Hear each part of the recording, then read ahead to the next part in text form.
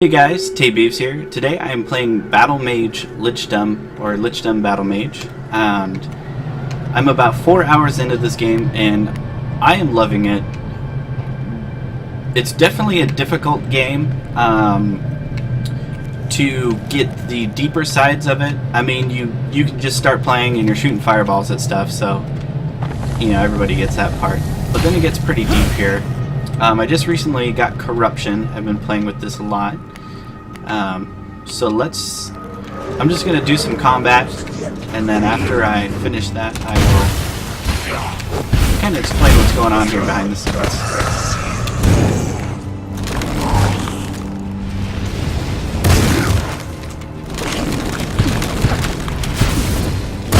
If I don't get killed, because I'm not paying very much attention.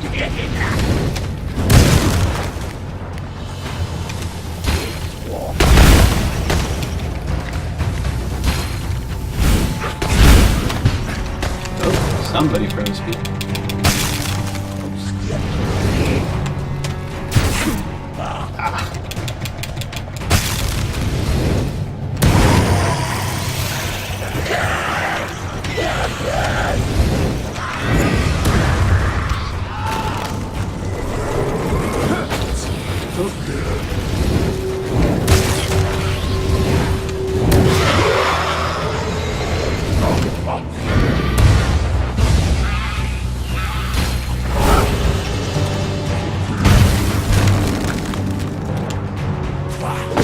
Whoa.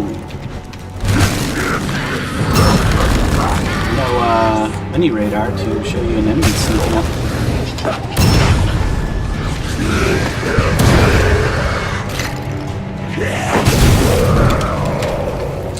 So there I just pulled off a block.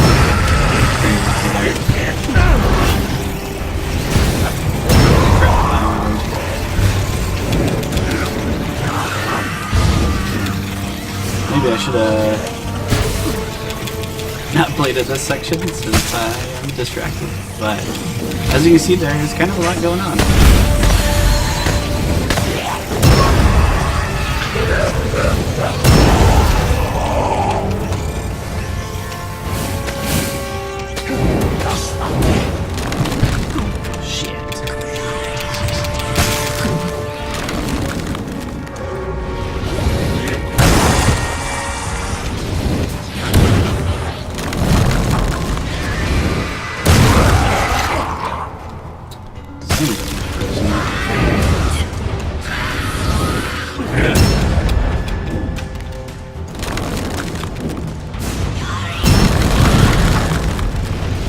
This lady is pretty infected by my corruption. If she ever dies, we'll see the effects of that. There we go. So you get all these sweet little green balls following me around, but they kind of home in and attack an enemy. But it looks like there's nothing really left to kill. So, holy crap, I almost died. That was bad. But, as you saw, there is blinking, and unfortunately I don't have a charge blink on, so I can show you guys what that looks like. But basically, it's kind of like another spell, because you just hold down the space bar, and then instead of blinking, you get a little thing like this, and you can charge forward. There's usually like a blast of fire, or a ice shockwave, or corruption, whatever you're doing. So, that's a lob spell right here. So it's a little bit harder to aim than, say, a missile, because obviously a missile is just going to shoot straight.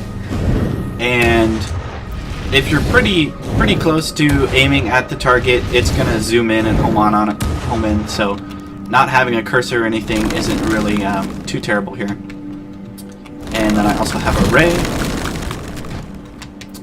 And let's see. Your tab is going to be an area effect spell. For my corruption, I've actually got a trap. But say if I was on fire, it's kind of like a flame strike or a ring of fire there. Ice, kind of the same thing. Call down. Let's see. Your right click is going to be a Nova spell. It's actually, you're actually blocking, but if you time your block right, when the enemy hits you, just like you would time a parry.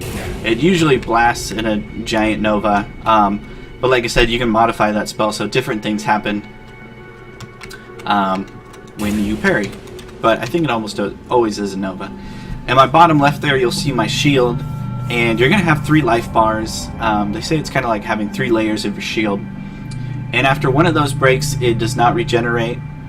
So I, unfortunately, I'm on my last life bar here, but that'll generate as long as I don't lose it and die. And if you die, you will go back to the last checkpoint you had. I don't think I can get back to mine. It's kind of just this blue sphere in the air. And when you get to one of these checkpoints, it'll ask you if you want to teleport to somewhere you've already visited, or if you want to change your school of magic. And there's some pros and cons to changing your school of magic. For example, my fire right now is on level 7. I've had that on since the start of the game. I don't think I've ever changed it.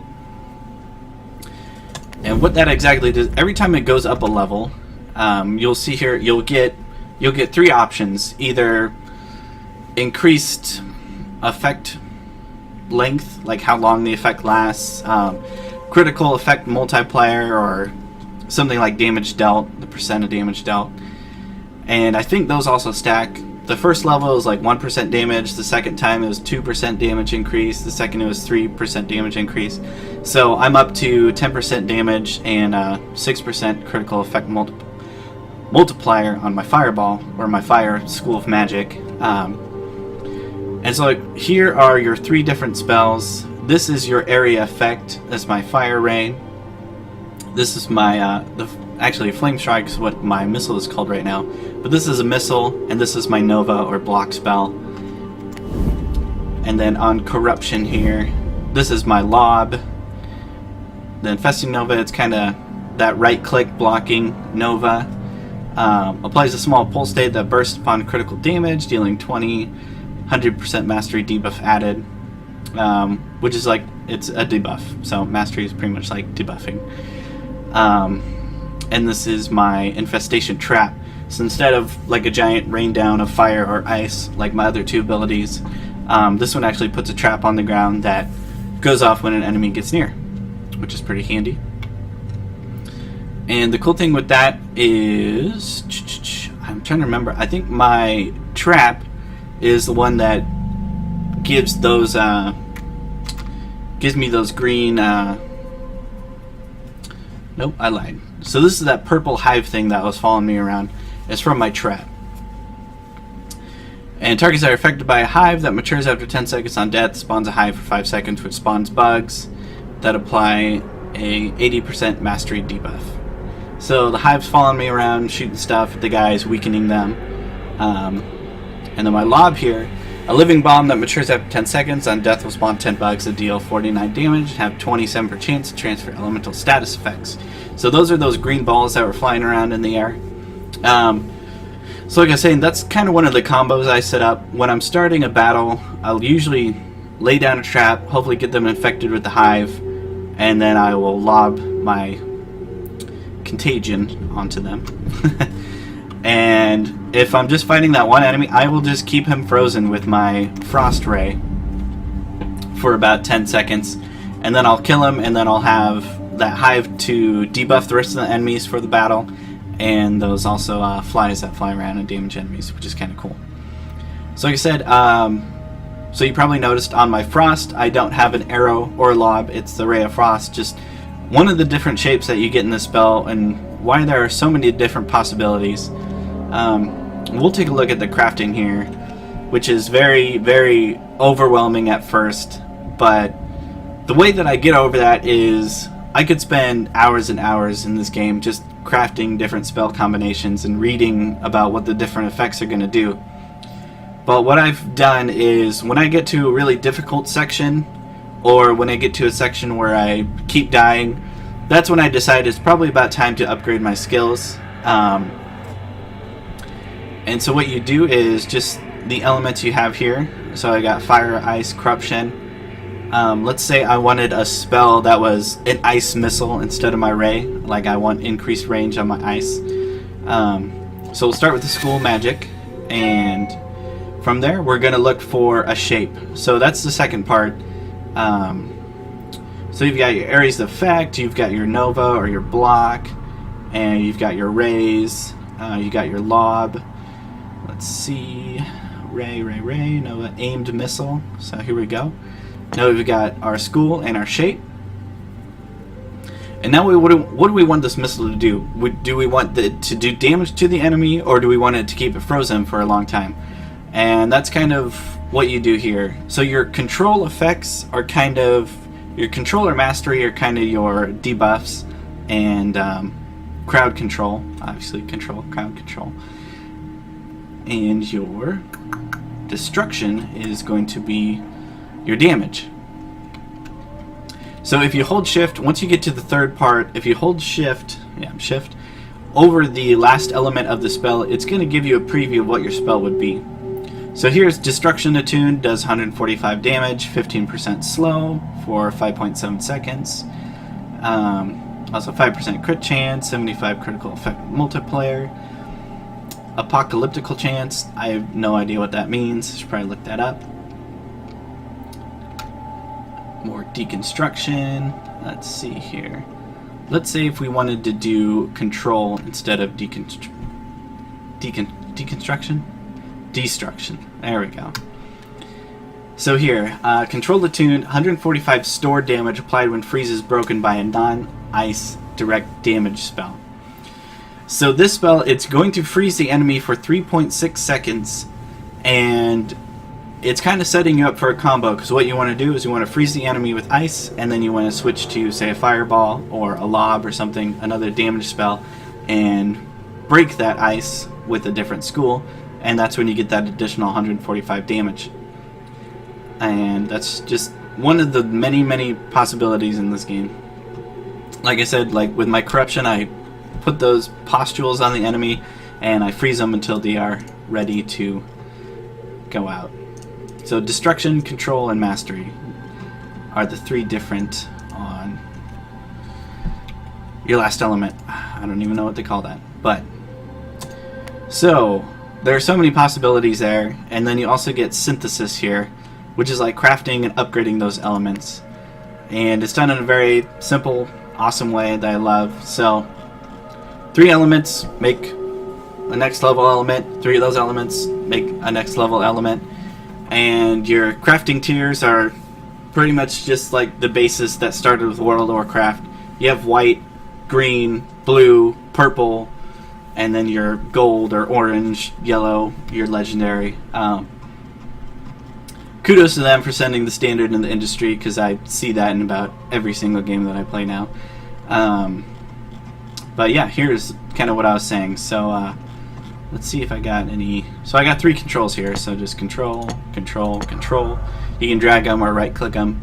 And let's upgrade it to an uncommon. And I got rapid control, 13% increased casting speed, 13% status effect duration. And those increased abilities could be different. If I had put like one of those as a defense instead of another control. And like I said, there's crazy combinations to do, so your spells do exactly what you want them to do, if that's the way that you want to do it. And then also, you know, upgrading them together. Obviously, for like a direct damage spell, you can get increased damage or increased damage over time. Basically, anything that you'd want to do, you can do. And that's why you could spend so much time in here, and I try not to. Deconstruct, kind of the opposite of crafting. You will pick an element, you'll pick what you want to extract. If I wanted this impacting control back, I would hit extract, and I'd lose the other element that I needed to create this.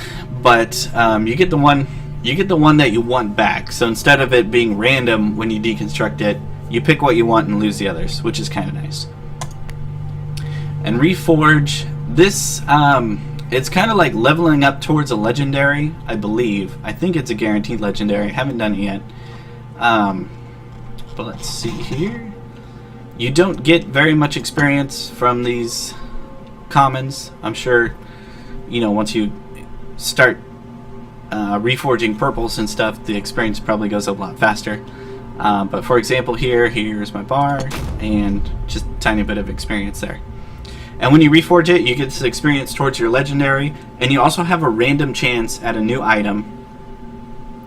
And I can't really give you an amount on that, but it seems pretty random, like I said. That's a quick, not so quick look at Battlemage Lichdom. There's still a lot of stuff going on here that I don't really quite know everything that's going on. With Mastery, for example, exactly how that affects the debuff and increased damage, and I don't really know that yet. But Battlemage Lichdom, I'm enjoying it. I love the blink. I don't care that I can't jump certain elements wherever you're fighting. You can help you fight. Yeah, I'm really liking this game so far. I'm only about 4 hours in. There's still a lot of stuff that I haven't seen. I hear that there's a necromancy school of magic, which I would love to see. And just one of those things. There's so many possibilities. You could be using different spells and playing this game as many times as you want, I'm sure. But also looks pretty beautiful. I think it's from a developer, and this is their first game, so I highly recommend you buying it. So hopefully they make a sequel or more games. So, but yeah, thanks for watching.